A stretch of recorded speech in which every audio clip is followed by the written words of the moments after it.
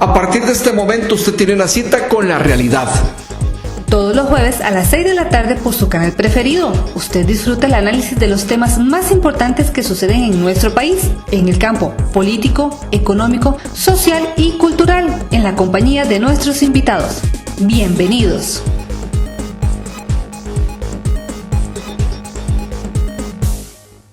Buenas noches, bienvenidos a un espacio más, como siempre acá en TV Plus, todos los jueves de 6 de la tarde a 7 de la noche con temas de actualidad, con el análisis de lo más importante que acontece en nuestro país y fuera de nuestras fronteras. Hoy vamos a hablar un poquito sobre lo que vendrá en la segunda ronda electoral a celebrarse el próximo 3 de abril, que es la fecha donde Costa Rica escogerá presidente de la República y tendremos la oportunidad de elegir entre dos personas, entre Rodrigo Chávez y José María Figueres Olsen. Según manifestó el Tribunal Supremo de Elecciones en una conferencia de prensa realizada hace pocos días, Costa Rica, toma la decisión de una segunda ronda electoral debido a que al concluir el escrutinio, pues llega a la conclusión que ningún candidato obtiene el 40% de los votos válidos emitidos necesarios en el proceso para optar por la presidencia de la República. Este 40% es un mínimo que establece la Constitución Política de nuestro país para poder elegir presidente. Es por eso que entonces, al no alcanzar ese 40%, se busca a los dos candidatos con mayor votación, en este caso José María Figueres, que quedó con una votación de casi 600,000 votos, 580,000 votos aproximadamente, y Rodrigo Chávez, que obtuvo la mitad de esos votos, ¿verdad? Pero que es el segundo candidato que obtuvo una mayor votación. Vamos a escuchar a la magistrada, la licenciada Eugenia Zamora, actual presidenta del Tribunal Supremo de Elecciones, quien nos hace referencia a este llamado. Sobre la base de los resultados del escrutinio para presidente y vicepresidentes, el tribunal, como ustedes saben, convocó ya a la realización de esta segunda ronda electoral y en esta etapa nos encontramos precisamente, hemos pasado del programa de escrutinio al programa de declaratoria, en este caso de las elecciones de diputados y diputadas, proceso en el cual nos encontramos en este momento. Y quisiera cerrar estas primeras palabras reiterando la importancia de lo que significa una segunda ronda en general, ¿verdad?, en cualquier país, pero en particular en Costa Rica. La segunda ronda tiene un sentido profundamente democrático, cual es que el pueblo, los ciudadanos y ciudadanas, los electores y electores escojan a su presidente y a sus vicepresidentes de acuerdo con lo que dispone nuestra Constitución política, en el caso de que ninguno de los contendores que haya participado en la primera ronda haya obtenido el 40% de los votos válidos, válidamente emitidos en la primera ronda. Y esa convocatoria a la segunda ronda, es decir, ese hecho de que el pueblo sea el que escoja al presidente y a los vicepresidentes de la República, tiene fundamento en dos grandes principios.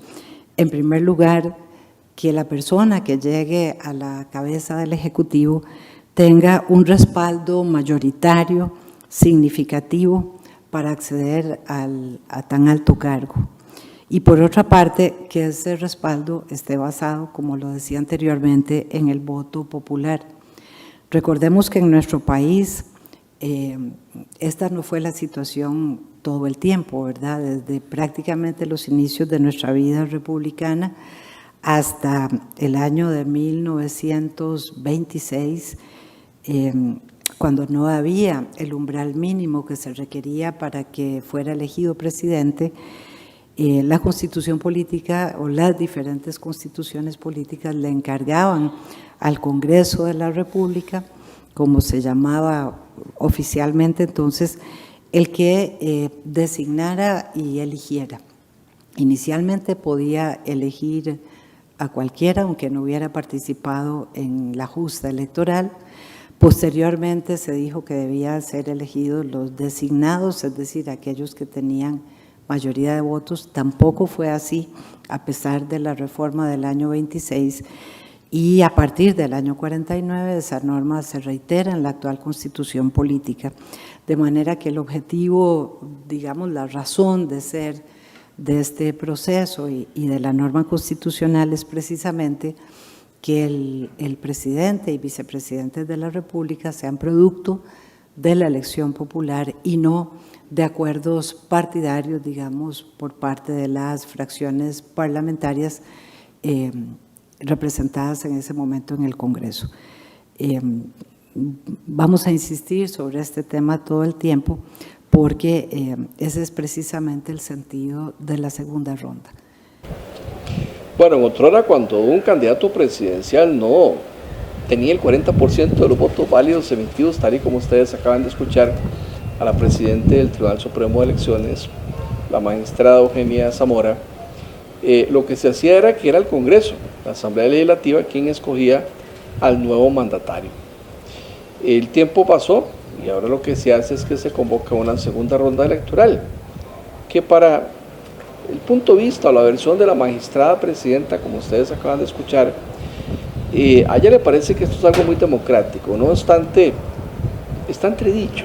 Hay quienes piensan que para evitar gastos y una segunda ronda electoral es mejor que el que tenga más votos, ese sea el nuevo presidente de nuestro país o la nueva presidenta de nuestro país. No obstante, hay que reconocer que las demás democracias de América Latina pues tienen este sistema de segunda ronda electoral y prácticamente con la venida del multipartidismo en el subcontinente latinoamericano, pues podemos concluir de que casi que en todos los países ahora hay una segunda ronda electoral, algo que a mí me parece, en mi opinión personal, pues no es muy saludable, y creo yo que lo ideal es que el que queda en primer lugar, ese sea el nuevo mandatario y no ir a una segunda ronda electoral donde se hacen alianzas y conjeturas, se establece pues muchas veces intrigas, o el que tiene más dinero pues es el que muchas veces influye, en fin.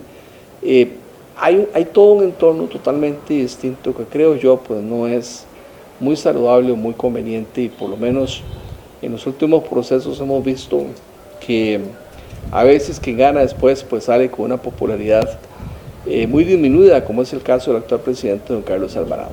A continuación vamos a escuchar al director del Registro Electoral del Tribunal Supremo de Elecciones, el señor don Héctor Fernández, quien nos comenta un poco, bueno, cómo el país ha tenido que montar toda una preparación engorrosa en cuanto a imprimir 3,5 millones de papeletas, pedirle a los partidos que vuelvan a convocar, hacer un llamado para pues elegir a más fiscales de mes, fiscales generales. Se habla de 88,000 fiscales que van a traer el día de las elecciones.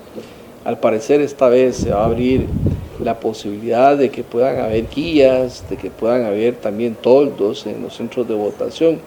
En fin, todo un proceso engorroso, amplísimo, para simplemente entre dos personas tomar la decisión de cuál es el que será el próximo presidente de Costa Rica.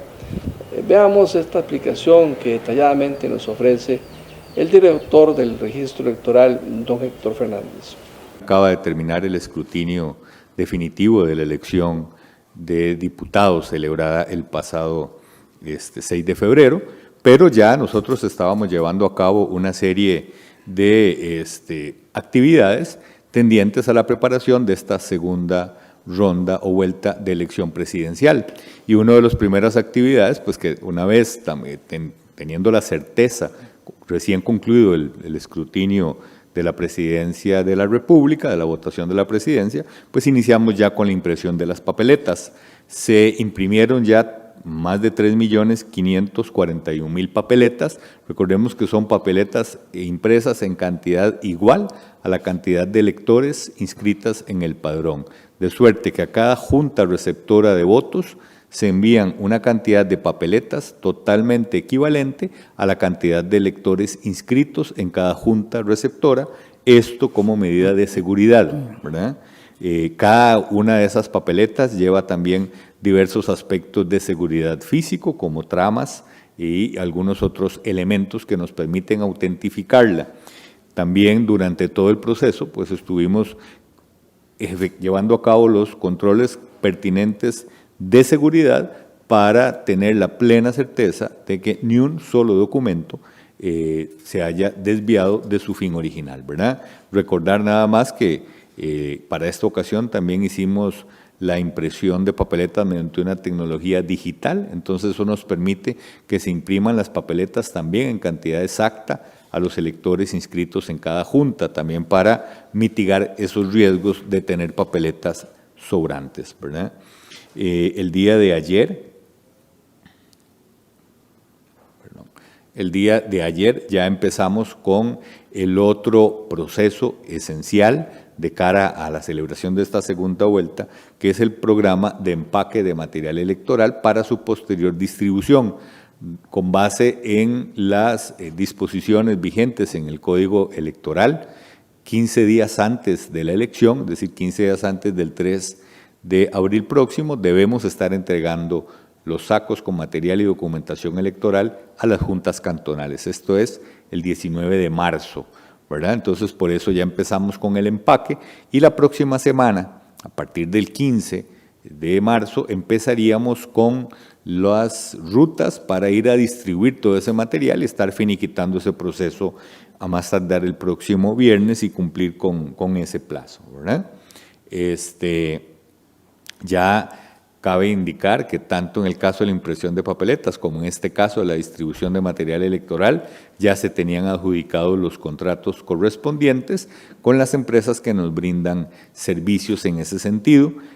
Por ejemplo, en el caso de la distribución para los camiones y todo el equipo y la logística de la distribución, simple y sencillamente son contratos que ya están previamente adjudicados, ya está prevista una cláusula de que en caso que haya segunda vuelta, pues también tienen que prestarnos ese servicio, simplemente se activa esa cláusula y es por ello que ya es factible tener disponibles esos servicios. Bien, en el reglamento que regula todo lo atinente a la segunda vuelta, también se previó la posibilidad de que los partidos que están participando en la contienda pudieran acreditar más fiscales, tanto generales como de junta receptora de votos. Para primera vuelta teníamos acreditados por todos los partidos participantes más de 68.200 fiscales generales y de mesa, ¿verdad?, entre ambos. Pero a raíz de esta norma se lograron adicionar a ese número cerca de 20.000 fiscales más por parte de las dos agrupaciones que están participando en la contienda. Quiere decir que hay una suma superior a los 88.000 fiscales que están acreditados y que tendrían la posibilidad de participar vigilando las más de 6.840 mesas o juntas receptoras de votos que van a funcionar el próximo 3 de abril, ¿verdad? Hay que recordar nada más que el plazo para acreditar nuevos fiscales venció el pasado 7 de marzo, pero todavía está vigente la posibilidad de que hagan sustituciones y esta posibilidad va a estar abierta hasta el próximo 21 de marzo.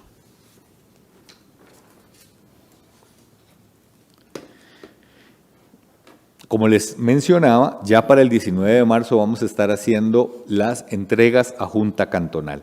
Cada Junta Cantonal debe programar en su cantón, y esto lo hacen también con la asesoría, con la colaboración de nuestro asesor electoral, la fecha y hora en que va a entregar esos sacos a las respectivas juntas receptoras de votos.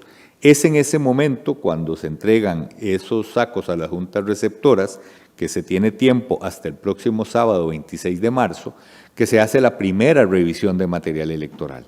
Ahí hay que comprobar que el marchamo que está puesto sobre el saco es el que tiene que estar, es decir, el que fue puesto en el programa de empaque.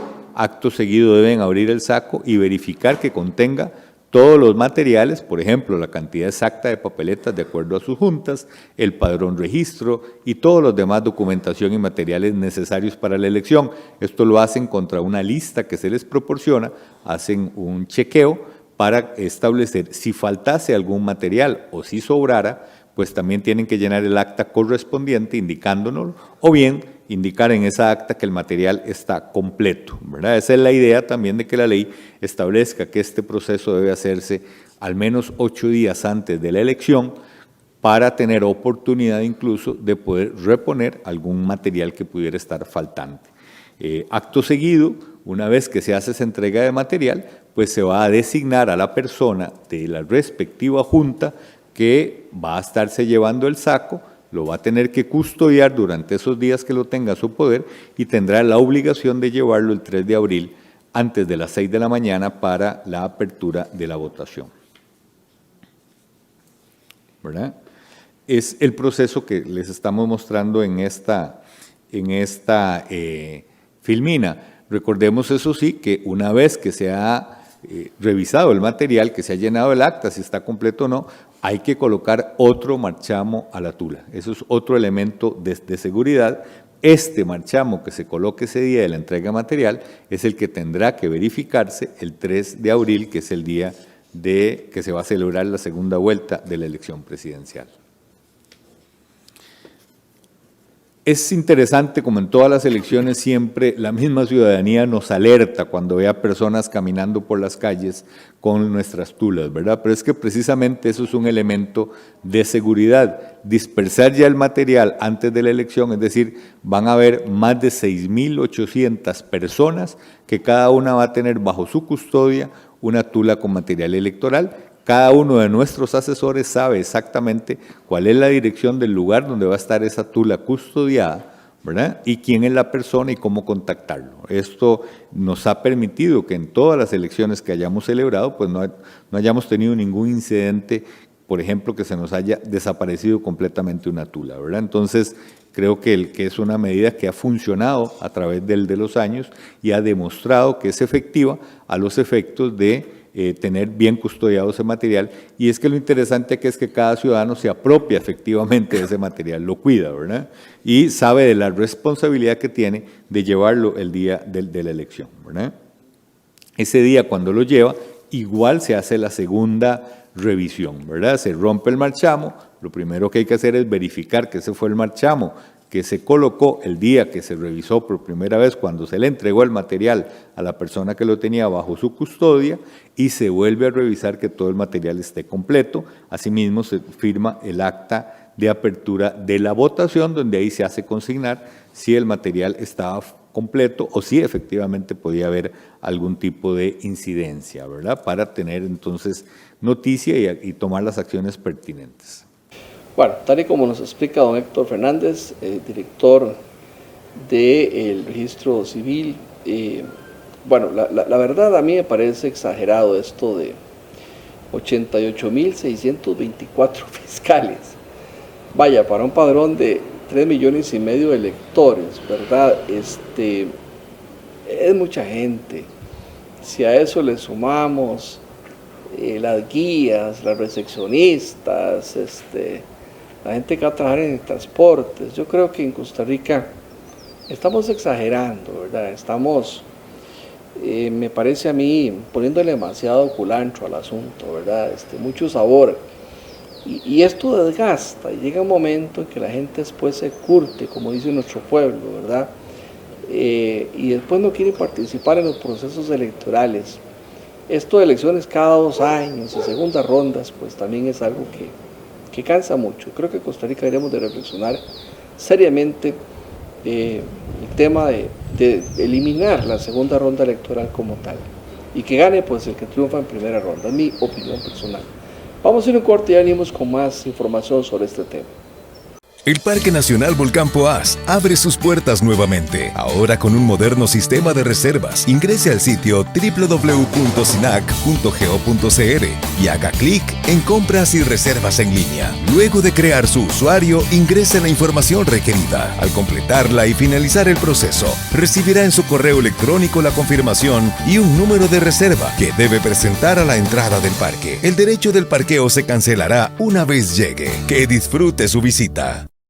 Bueno, tal es el sabor que le ponemos a la campaña electoral en Costa Rica, que hasta hemos llegado a cuestionar la transparencia y la pureza del sufragio en nuestro país. Por ahí una diputada electa, la señora Pilar Cisneros, colega nuestra, Inclusive pues cuestionó, bueno, hasta dónde en Costa Rica a veces los procesos electorales, sobre todo los partidos políticos, son transparentes, son diáfanos. La verdad es que si hay un país donde el proceso electoral es 100% transparente, es Costa Rica. Y se los digo con elementos de juicio porque en mi juventud participé en estos procesos como fiscal general, como miembro de mesa, y me consta cómo es que se hacen estos procesos. En Costa Rica, la tula, que es el saco donde van las papeletas, se entregan 8 o 15 días antes a algún miembro de mesa, generalmente el presidente. Se las entrega a quienes, bueno, la Junta Cantonal, que la conforman varios partidos políticos. Eso se guarda en las casas, ¿verdad? La fuerza pública es la que lleva las tulas. ¿Qué vienen las tulas? Viene todo.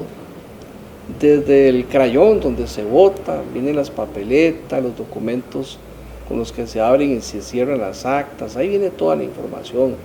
Bolígrafos, antes eran las tintas, las almohadillas para votar, porque se votaba con el dedo. Los centros de votación se abren antes de las 6 de la mañana para que ingresen todos los miembros de mesa. La que va de miembro de mesa tiene que levantarse a las 3, 4 de la mañana, a veces porque tienen que desplazarse de largas distancias para llegar al centro de votación. Cuando uno abre mesa hay que hacer un acta de apertura de mesa, bueno, quiénes llegaron, quiénes están presentes, con cuántas papeletas contamos, si faltan o no papeletas, si están todas de acuerdo al padrón electoral. Hay un padrón electoral fotográfico donde uno tiene que firmar cuando vota. Todos los miembros de mesa firman las papeletas con las que el votante vota, y si no están firmadas ese voto está nulo. Y bueno, cuando hay incidentes, hay una bitácora donde se pone, bueno, tal miembro de mesa, o en este caso tal fiscal, se quejó por esto, por aquello, por lo otro. Se apunta todo en la bitácora. Cuando la votación se cierra, pues hay que hacer un acta de cierre también, hay una de apertura, otra de cierre. Y los votos se cuentan delante de todos los miembros de mesa, el voto secreto. Y al final de cuentas, cuando se hace el acta de cierre, cada quien se lleva su copia para su partido político. Entonces, díganme ustedes cómo puede haber fraude. No hay manera, no hay forma. A no ser que los miembros de los partidos políticos se pongan de acuerdo, ¿verdad?, para hacerse un fraude, o a no ser de que en esa mesa no haya ningún miembro de mesa. Para lo que el tribunal hasta ha sido, pienso yo, alcahuete y ha contratado, ¿verdad?, personal que sirva ahí para fungir como tal en el caso que solo haya un miembro de mesa. Explico todo esto porque verdad que Costa Rica en esto, pues yo creo que más bien exageramos un poco, y no entiendo por qué a veces alguien pueda cuestionar esto, tal vez porque no nació en este país o nunca ha participado en estos procesos, pero de verdad que esto es algo muy transparente. A continuación, don Héctor Fernández, ¿verdad?, director del registro electoral, nos explica precisamente, bueno, pues todas esas medidas que tomamos desde la Constitución del 49 y el Código Electoral que tenemos, que ya lo hemos reformado varias veces, todas esas medidas que toma Costa Rica como país para ser, hoy por hoy creo yo, el país más seguro del mundo, donde la pureza y la garantía del sufragio se puede garantizar como tal, y realmente pues quien queda presidente ese es el que gana las elecciones. Veamos. Recordemos que durante la jornada electoral hay una serie de medidas que también aseguran el voto, ¿verdad?, que también nos dan la confianza en el sistema. Número uno, las papeletas, y esto es uno de los elementos para mi gusto de mayor seguridad, que es la firma de los miembros de la Junta Receptora de Votos que estén presentes en el momento, antes de entregarle la papeleta al elector, que se haga esa firma, porque eso va a ser un elemento que incluso podría causar la nulidad del voto si no está, ¿verdad? Pero ahí estamos comprobando que esa papeleta, esa fue la que se le entregó en ese momento al elector, y es la que él va a depositar en la urna. Por eso es obligación que antes de depositarla, pues muestre las firmas correspondientes, ¿verdad? también solo se puede, es uno de los requisitos para poder votar, es portar la cédula de identidad vigente, ¿verdad? Una persona que va sin cédula de identidad, pues la Junta con todo derecho negarle que vote, no puede autorizarle el voto ni con la licencia de conducir, ni con el pasaporte, ni con un carnet de cualquier entidad, no, solo con la cédula de identidad. Para eso incluso el tribunal hace el esfuerzo. Todas sus regionales van a tener horario extraordinario durante la semana anterior a la elección, el sábado de la elección, el domingo de la elección, precisamente para hacer trámites de reposición de cédula de identidad y que incluso las personas puedan el mismo domingo de la elección, ese mismo 3 de abril, tener la oportunidad de venir a retirar su documento de identidad si es que ya han hecho el trámite, o incluso aquí en sede central, si vienen temprano, se les hace el trámite y se les entrega el documento para que tengan o cumplan con este requisito necesario para poder votar. Y otro elemento fundamental, que es la bitácora que utilizan los miembros de mesa durante toda la jornada electoral, es el padrón registro con fotografía.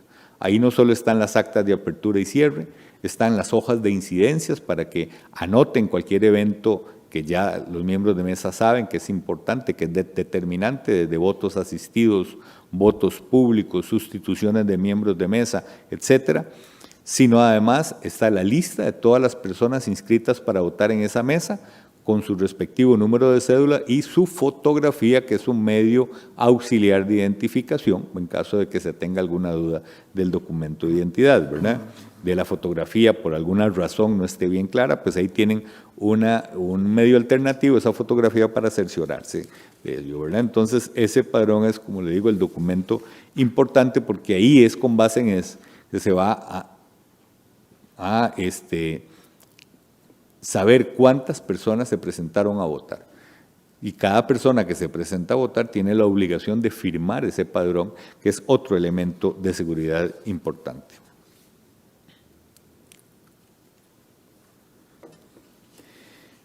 Es para nosotros de verdad motivo de satisfacción que hayan casi 90,000 fiscales acreditados para un poco más de 6,800 juntas receptoras de votos, ¿verdad? Porque recordemos, y esto es importante subrayarlo, el Tribunal Supremo de Elecciones es un facilitador, es el organizador de las elecciones, es el que despliega toda la logística, pero quienes están tomando las decisiones en cada junta receptora de votos son los agentes electorales ahí acreditados.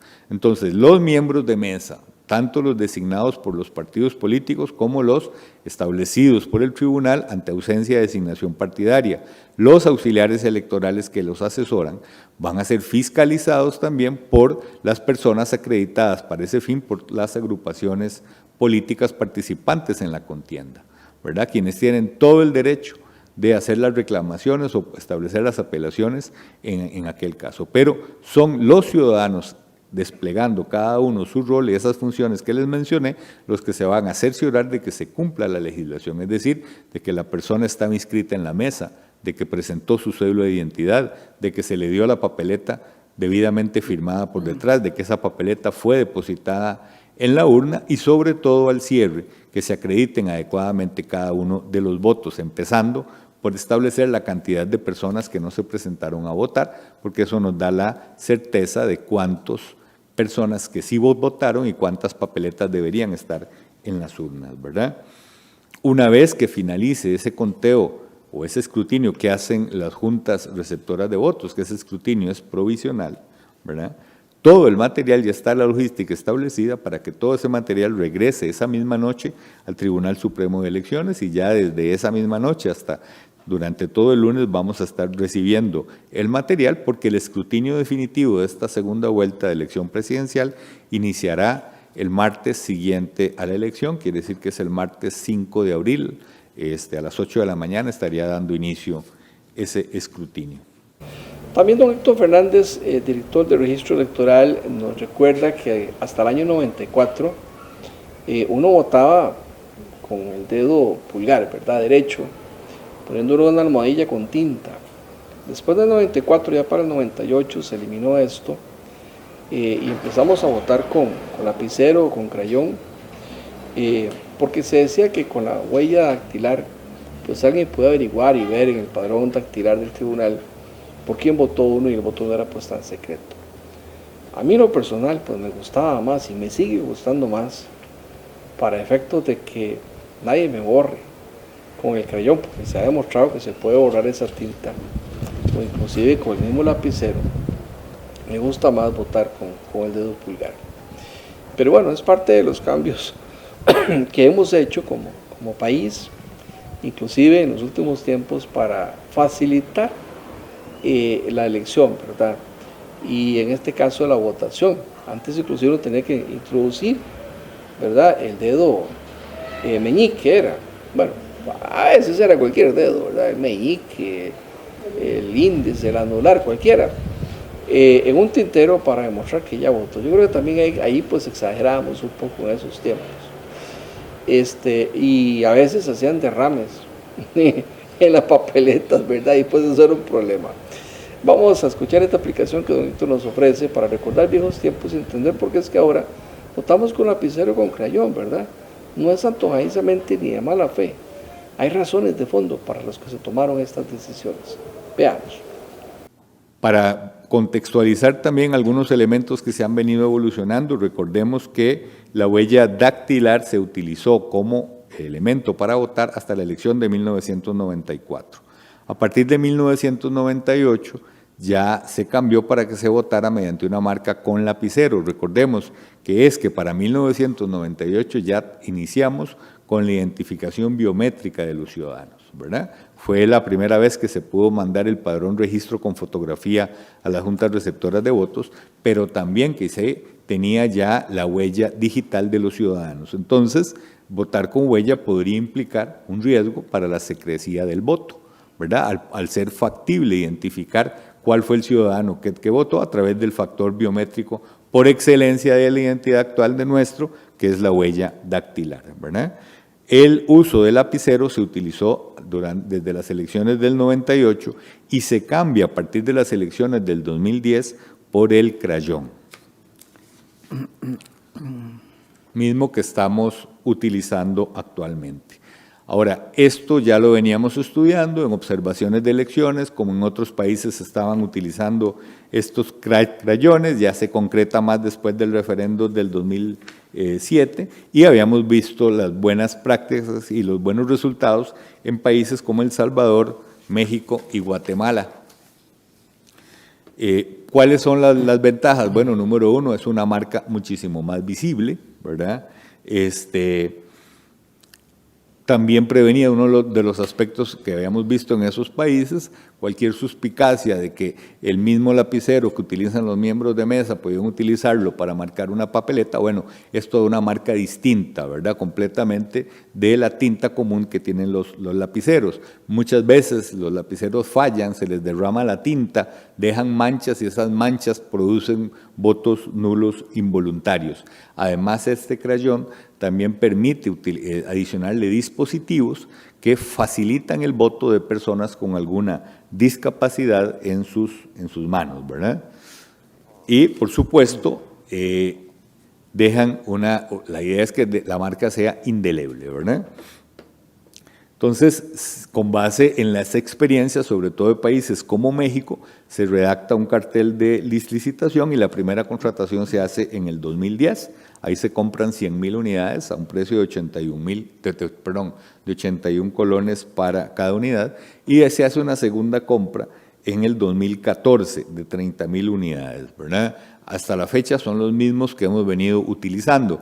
Esto gracias también a que una alianza con el Instituto Nacional de Aprendizaje, el INA, ellos desarrollaron y nos elaboraron un dispositivo de calor que nos permite volver a hacerle punta al crayón y seguir reutilizándolo, ¿verdad? Por eso le hemos podido evitar mayores compras desde el 2014 a la fecha. Bueno, usted quiere conocer la papeleta, ¿cómo quedó? Bueno, la vamos a ver. Al lado izquierdo queda Rodrigo Chávez, ahí estaba él, al lado izquierdo respecto a José María Figueres, que estaba un poco más a la derecha, la papeleta original de 25 candidatos que habían. Y bueno, también ¿por qué al lado izquierdo? Porque don Rodrigo tuvo menos votos que don José María Figueres. Veamos cómo quedó constituida la papeleta presidencial por la que usted votará y escogerá al próximo presidente de Costa Rica. Vamos a proceder a mostrar cuál sería la papeleta que se va a utilizar. Esto es una muestra de la papeleta a utilizar el próximo 3 de abril. Es una papeleta de lo que llamamos un tamaño media carta. La posición que tiene cada agrupación política en esa papeleta es de acuerdo a la rifa que se efectuó con anterioridad a la primera vuelta de elección presidencial, es decir, en el mes de noviembre del año pasado, donde el partido que sacó el número más bajo fue el Partido Progreso Social Democrático, por eso está de primero a la izquierda o de izquierda a derecha y seguidamente el Partido de Liberación Nacional. Se respetó esa misma posición, es decir, no volvimos a hacer rifa y, como pueden ver, así como establece la ley, la papeleta es de color blanco. Bueno, dicho todo lo anterior, pues nos queda claro que aquí no hay nada que cuestionar. Todo está inventado y en Costa Rica pues tenemos experiencia para realizar procesos electorales. Yo también siempre he dicho que en Costa Rica deberíamos de hacer estas elecciones cada 5 o 6 años. Así nos ahorramos entre varios procesos electorales un montón de plata. Esto cada 4 años es muy seguido, muy cansado, muy aburrido. Cada 5 años que sea, yo pienso que en el 2030 podríamos hacerlo a partir de ahí cada 5 años. Y esto nos ahorraría un montón de dinero y nos evitamos estar perdiendo tanto el tiempo en estas cosas. Al final de cuentas, todo el que llega a gobernar tiene que ajustarse a la realidad del país, y no es mucho lo que puede hacer. Pues sin cacao no hay chocolate, y siempre soñar no cuesta, pero la economía y los números siempre te confinan a poder hacer hasta donde el bolsillo alcanza. Y en segundo lugar, pues siempre he creído también que estas segundas rondas electorales ya en estos tiempos no tienen mayor razón de ser y más bien se prestan a veces, ¿por qué no?, para que grupos se pongan de acuerdo entre sí y al final de cuentas no ganen en segunda ronda realmente el candidato con más predilección del pueblo, sino el candidato o la candidata que eventualmente esas negociaciones y esos argollismos llevaron para que esa persona sea quien llegue a ser el próximo presidente o presidenta de nuestro país. Es una opinión muy personal. Vamos a ir al corte porque después de la pausa venimos con más información de este tema que tiene que ver con las elecciones que celebraremos el próximo domingo 3 de abril en nuestro país. 15 días, ¿verdad? Más o menos, de estas elecciones. A 15 días estamos para escoger presidente de la República entre José María Figueres y Rodrigo Chávez. El Parque Nacional Volcán Poás abre sus puertas nuevamente, ahora con un moderno sistema de reservas. Ingrese al sitio www.sinac.go.cr y haga clic en Compras y Reservas en línea. Luego de crear su usuario, ingrese la información requerida. Al completarla y finalizar el proceso, recibirá en su correo electrónico la confirmación y un número de reserva que debe presentar a la entrada del parque. El derecho del parqueo se cancelará una vez llegue. Que disfrute su visita. Bueno, concluido el recuento de los votos, que aquí se dura mucho, eso sí, yo pienso que esto debería ser más rápido. Hace pocos días se llegó a la conclusión de que la Unidad Social Cristiana perdía un diputado en Guanacaste por 2 votos. Es por eso que se interpuso un recurso de amparo electoral para hacer un recuento de todos los votos uno por uno, debido a que por solo 2 votos se pierde este diputado. Y bueno, eso a continuación nos va a explicar la presidenta del Tribunal Supremo de Elecciones, la señora Eugenia Zamora, quien a su vez también aclara un detalle importante en Costa Rica, y es que la pureza y la garantía del sufragio, además de todo lo que les hemos explicado, cómo es que se realiza este proceso, está a manos de las juntas cantonales, de las juntas receptoras de votos, del Tribunal Supremo de Elecciones y de los propios partidos políticos. Pues entre todos conforman un todo, que es en sí el proceso como tal y que demuestra la pureza y la garantía del sufragio y del proceso electoral en Costa Rica. Veamos. Recordemos que el sistema electoral costarricense, establecido en la Constitución Política, crea 4 organismos electorales.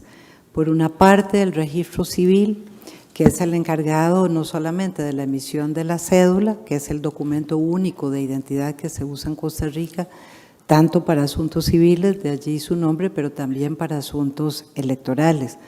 A diferencia de otros países donde a veces conviven 2 y hasta 3 documentos, pero particularmente un documento separado electoral y un documento para actuaciones civiles. Crea las juntas cantonales, ¿verdad? Que como nos explicaba don Héctor, reciben en la primera etapa la tula, ¿verdad? El saco con todo el material electoral, lo revisan, lo custodian y crea también las juntas receptoras de votos, que son las encargadas, como dice nuestra Constitución, de recibir el voto popular. Ahí es donde se establece el voto domiciliario, ¿verdad? Porque dice los ciudadanos costarricenses deberán emitir su voto ante las juntas receptoras de votos. Y crea el Tribunal Supremo de Elecciones como el órgano rector o el organismo rector de los otros organismos electorales. En el Código Electoral de 2009 se agrega el registro electoral y se agrega también el Instituto de Formación y Estudios en Democracia. Eso significa que nuestra Constitución ha establecido, digamos, 3 actores principales que están involucrados en el proceso electoral. En primer lugar, por supuesto, los ciudadanos y ciudadanas, es decir, los y las costarricenses mayores de 21 años, pero mayores de 18 años, y que son quienes van a estar en el padrón electoral, salvo que haya una orden de juez competente que inhabilite, digamos, el ejercicio de derechos políticos.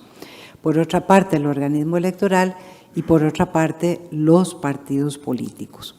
En esa especie de trípode que crea la Constitución política, nuestro legislador estableció que 2 de esos organismos están integrados por ciudadanos y ciudadanas, ¿verdad? Las juntas cantonales y las juntas receptoras de votos, y que además esos ciudadanos y ciudadanas son representantes de los partidos políticos, a diferencia del registro civil, registro electoral, tribunal, que están integrados obviamente por funcionarios, es decir, por servidores públicos. Eso establece un sistema de frenos y contrapesos, y los partidos, además de nombrar miembros de mesa, nombran también fiscales generales, como nos explicaba don Héctor, y fiscales específicos de mesa o fiscales específicos para junta receptora de votos.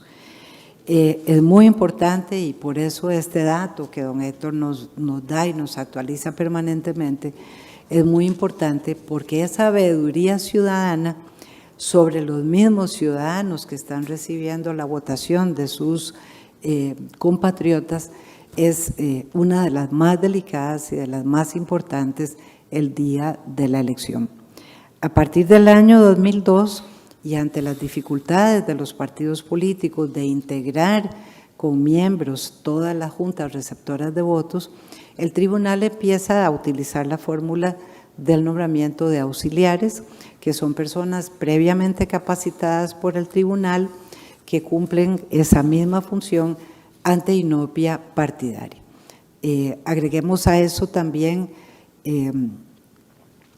los observadores, tanto nacionales como internacionales, de manera tal que es en la Junta Receptora de Votos en donde un papel muy activo tienen los partidos políticos a través de sus miembros, un papel muy activo tienen también los fiscales partidarios y por supuesto los auxiliares del tribunal, reitero, ante inopia partidaria, ya sea de por lo menos 3 miembros de mesa o 2 miembros de mesa y un auxiliar en presencia de fiscales de diferentes partidos políticos.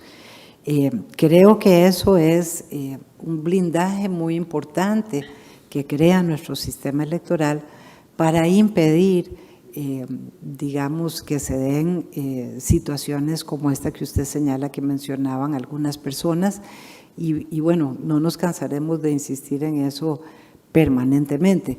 También recordemos que en el momento de cierre de las urnas, la Junta Receptora de Votos procede en presencia de los fiscales y el tribunal ha permitido también desde hace ya varios procesos electorales la presencia de medios de comunicación colectiva. En ese cierre los miembros de la mesa no solamente proceden a contar, sino que además deben, digamos, registrar ese conteo de la votación en el acta de cierre que lleva el padrón registro.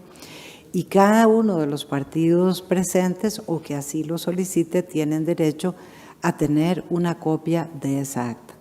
Pero los partidos están no solo al inicio, no solo al final, en presencia también de auxiliares de ser necesario, de fiscales, de observadores, sino que además se llevan todos una copia, de manera tal que esa transmisión preliminar de datos que hace el tribunal, que se basa a su vez en la certificación de votos que se emite sobre la base del acta del padrón registro, y luego el escrutinio definitivo, permiten a todos los ciudadanos y ciudadanas, al país en general, pero particularmente a los partidos políticos, cotejar los resultados de la votación durante el día de la votación por la Junta Receptora de Votos y las actas que han emitido y que están llegando al tribunal. Es decir, hay 10, 12 pasos, ¿verdad?, en todo ese proceso que garantizan que efectivamente los resultados de las urnas sean la expresión de la voluntad popular. De acuerdo con el ordenamiento jurídico electoral, que una vez que se emite por parte del Tribunal Supremo de Elecciones cada acta de escrutinio, los partidos políticos tienen 3 días para poder impugnar, ¿verdad?, para presentar algún recurso frente a ese resultado del acta de escrutinio definitivo, de manera que estamos en este momento en ese proceso, siendo que la última junta se escrutó y se emitió el miércoles en el transcurso de la tarde. Una vez que se complete ese plazo, ¿verdad?, una vez que pase ese plazo, que ya ha pasado, digamos, para todas las actas anteriores, excluyendo, ¿verdad?, las que se encuentran dentro de esos 3 días que les señalaba, el tribunal está ya, ¿verdad?, en el proceso de la asignación de escaños para verificar efectivamente el número de votos, el número de población, etcétera, es decir, la aplicación de la fórmula que utiliza Costa Rica para la asignación de los cargos que se hace por el sistema representativo, en este caso solamente los cargos de diputados y diputadas.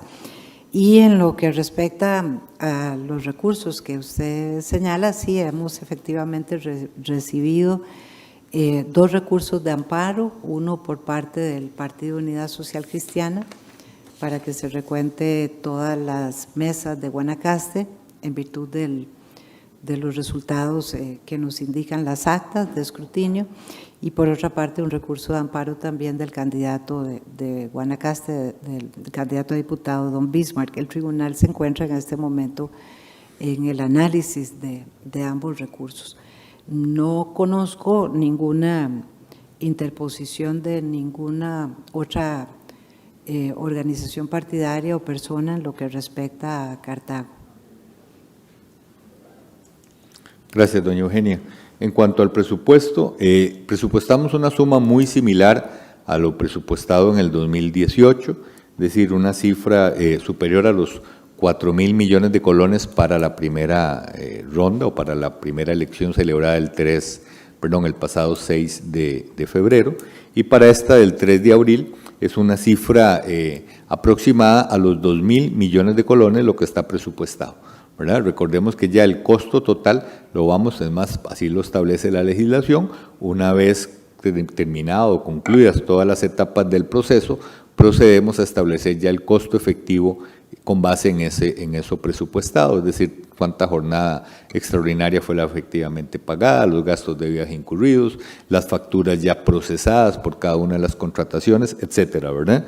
Pero el presupuesto, como le digo, es una cifra cercana a los 2.000 millones de colones, específicamente para esta segunda vuelta de elección presidencial. Bueno, don Héctor Fernández, director del Tribunal Electoral, ¿verdad? Nos explica también que esta vez sí habrá guías y sí habrá toldos fuera de los centros de votación. No es necesario lavarse las manos, pues la gente puede llevar su propio alcohol o cuando quieran pues se las pueden lavar. Y siempre podremos llevar el lapicero por si queremos votar con nuestro propio lapicero. Veamos estos detalles que tienen que ver con la pandemia, con el tema de la salud pública en nuestro país también. Se mantiene lo reglamentado para primera vuelta también y las normas que se dictaron para el reglamento de segunda vuelta. Entonces sí, todavía es viable para las personas que lleven su propio lapicero poder utilizarlo, ¿verdad? Así es lo que está establecido ya reglamentariamente. También recientemente, y muchas gracias Rebeca por su pregunta, pues me da la oportunidad de recordar eso, recientemente ya nos habíamos estado reuniendo con el Ministerio de Salud para hacer algunos ajustes en los lineamientos y recientemente el Ministerio de Salud publicó esas reformas o esas enmiendas al lineamiento general de salud que había regido para la primera vuelta. Básicamente lo que se está estableciendo ahí es la posibilidad de poder otorgar espacios en las afueras de los centros de votación hasta de 3 metros por 3 metros a las 2 agrupaciones participantes en la contienda para que puedan tener ahí sus operaciones, ¿verdad? Sea que pongan un toldo o pues que utilicen ese espacio como a bien tengan. Eso lo va a coordinar el Cuerpo Nacional de Delegados.